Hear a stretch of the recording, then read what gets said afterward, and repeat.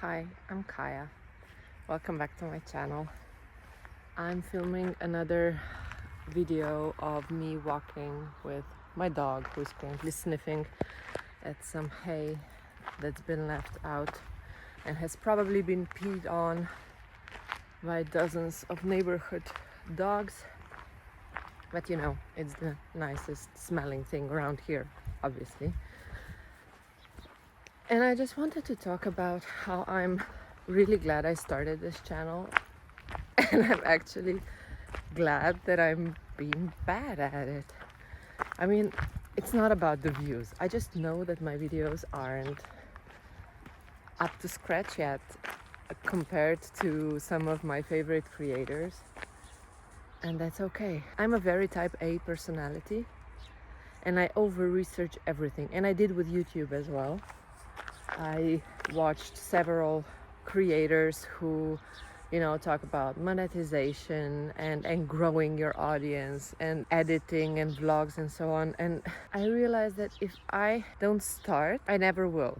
Which, sounds really stupid as I say it like that, but I really just wanted to start like a diary of my 2026 goals and checking in and to have accountability and to share some of what I'm doing in my garden especially, and maybe some like productivity stuff for someone who is a freelancer, a creative, and who works from home while also being a little bit neurospicy. What I wanted to say is that I'm glad I started, and I'm letting myself be not perfect at something I'm doing. I've been a writer for I've been a published author for 7 years now. In the beginning, I know my books weren't as good as they are now, but with experience also comes perfectionism, and you suddenly start expecting that every single word that comes out of your, not your mouth, but your fingers, is going to be amazing. And you can't be bad anymore at art, which is slightly terrifying because like part of every artistic creation is making shit things.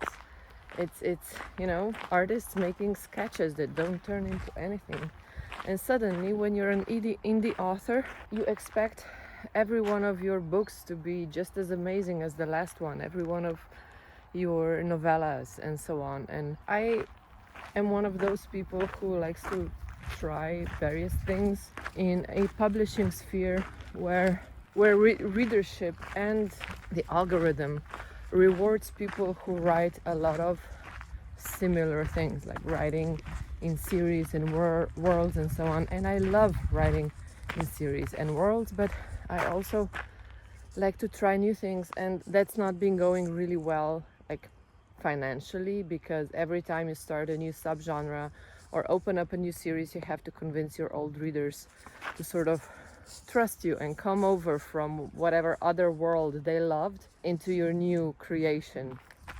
So I've sort of been blocked, I think, by the idea that I have to create the same thing but different all over again, and also to be perfect every single time that I sit down to write. So I think that letting myself be imperfect at something again, both at gardening and at YouTube, they're both artistic endeavors that I'm completely new at, and I think that letting myself be imperfect at them is really good for my soul or something. It's good for my anxiety because it feels like an unclenching.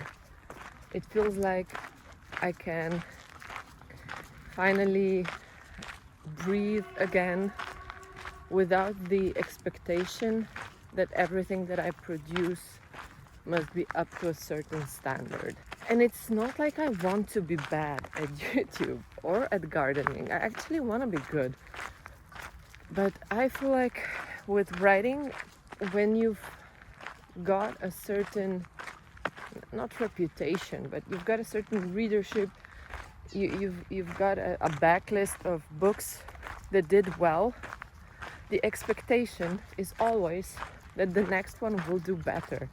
And sometimes that's just really, really hard, especially when you have readers who love a certain series of yours, which is obviously amazing. That's what everyone wants. This is literally how I can afford to be an author, because readers love my books, and I am so grateful for that. But then comes the pressure of trying to outdo myself, and I'm always competing with past Kaya, who was in a different mental space, in a different time of her life, who was able to write those amazing books that my readers love so much. At a certain point, there comes this doubt. Will I ever be able to write anything that's better than that? Or maybe not even better, but that readers will love as much. So every book that I write gets compared to that previous very successful series. And we as readers, or as like movie watchers or art enthusiasts, we do this all the time. You see an actor in a certain movie and you say, well, I loved him in his previous movie, but in this one he just isn't as good. Every piece of art is being compared to something, to some previous work that this person has done. And what is so difficult to understand is that every time you sit down to write, or I suppose every time an artist sits down to paint or whatever, or act, it's a completely separate story, it's a completely separate artwork. And in a way, it shouldn't be compared to the artist's previous work, because they're not the same person anymore. I'm several years older now. I've lived through things that I hadn't lived before. And that all shapes my experience. I'm a better writer maybe in terms of style or grammar or whatever, but in terms of story, I'm just a different person. Maybe I can't create the same characters anymore, or the same types of stories. And that's really scary, because I built my career on a certain type of story. I've been thinking about this perfectionism and comparison, and just wanted to share my thoughts, which are kind of disjointed. And also, I'm telling them as I'm walking my dog on a field, because this is when my thoughts come out to play. This is my thinking time, this is my processing time, and I'm taking you along for the ride this time, because I'm allowing myself to be imperfect on YouTube. And I think there will come a time where maybe one of my videos will do really well, and I will try to recreate that video for views and watch hours and monetization, and then everything will get compared off of that one successful video or a batch of successful videos. But for now, I'm free to do whatever I want, because no one has expectations of me, and that's really, really liberating. So I'm sure I should be encouraging you to subscribe right now, and you should. You really should, if you're interested in my morning musings on my dog walk, and my Project 180 updates, and my goals, and my garden. But I also think I'll enjoy this brief or long phase of anonymity before this channel becomes something else and I get struck by perfectionism and the crippling fear of disappointing my viewers, like I'm afraid of disappointing my readers with every book that I put out. So thank you for watching, thank you for being here. Bye. It's a different day, but I still haven't edited this video, so I thought it was okay to add another point to the perfection debate I had with myself the other day. And that is that because my videos are bad and rather poorly edited, you can at least know I'm not AI.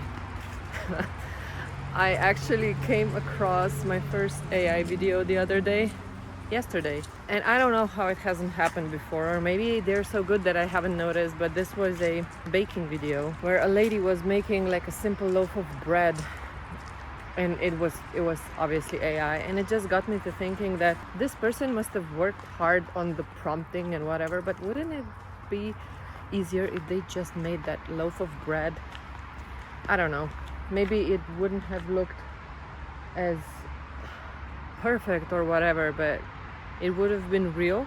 And maybe in a world where everything is overproduced and people are using AI photos as covers and creating deepfakes of whatever, maybe what we all need is a little more of this, a little more badly edited videos with my dog pooping in the background. Yeah, that's the point I had today, and now I have to clean up after him. So I hope I've given you something to think about, and I'll see you on the next one. Bye.